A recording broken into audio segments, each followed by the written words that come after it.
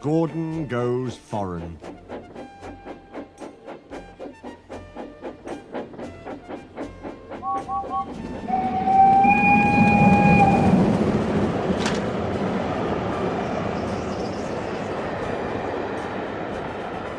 Lots of people travel to the big station at the end of the line. Engines from the other railway sometimes pull their trains. These engines stay the night and go home next day. Gordon was talking one day to one of these.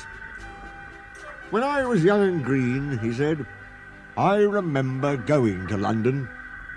Do you know the place? The station's called King's Cross."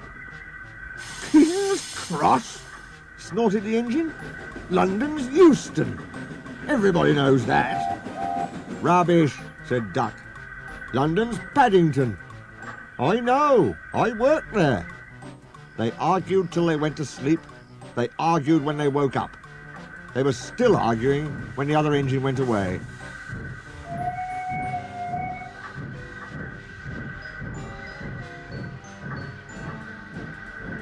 "Stupid thing," said Gordon crossly. "I've no patience." "Stupid yourself," said Duck. "London's Paddington." "Paddington, do you hear?" "Stop arguing," James broke in. "You make me tired. You're both agreed about something anyway." "What's that?" "London's not Euston," laughed James. "Now shut up."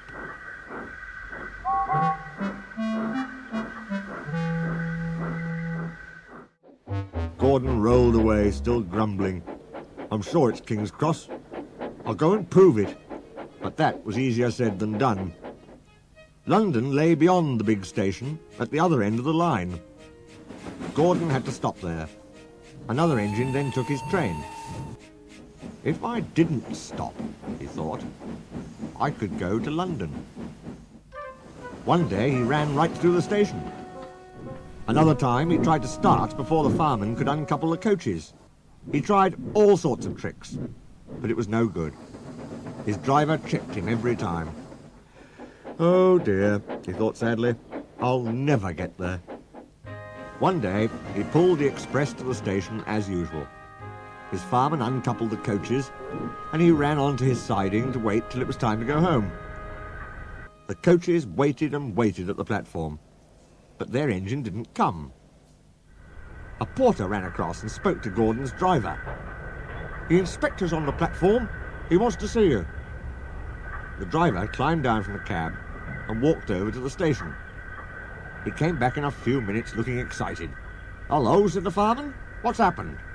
"The engine for the express turned over when it was coming out the yard. Nothing else can come in or out. They want us to take the train to London. I said we would if the Fat Controller agreed. They telephoned and he said we could do it. How's that?" "Fine," said the fireman. "We'll show them what the Fat Controller's engines can do." "Come on," said Gordon, "let's go." He rolled quickly over the crossings and backed onto the train. It was only a few minutes before the guard blew his whistle, but Gordon thought it was ages. "Come on! Come on!" he puffed to the coaches. "Come on, come on, come on, come on, come on, come on, come on! We're going to town, we're going to town," sang the coaches. Slowly at first, then faster and faster. "We're going to town, we're going to town, we're going to town, we're going to town." Gordon found that London was a long way away. "Never mind," he said. "I like a good long run to stretch my wheels." But all the same, he was glad when London came in sight. The Fat Controller came into his office next morning. He looked at the letters on his desk. One had a London postmark.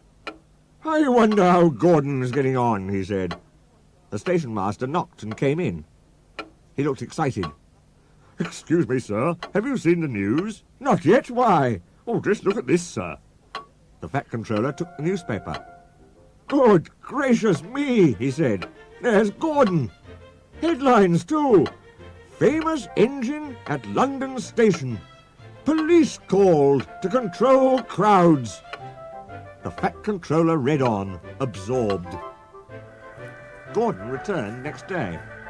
The Fat Controller spoke to his driver and fireman. "I see you had a good welcome in London." "We certainly did, sir. We signed autographs till our arms ached. And Gordon had his photograph taken from so many directions at once that he didn't know which way to look. Good, smiled the fat controller. I expect he enjoyed himself. Didn't you, Gordon? No, sir, I didn't. Why ever not? London's all wrong, answered Gordon sadly. They've changed it.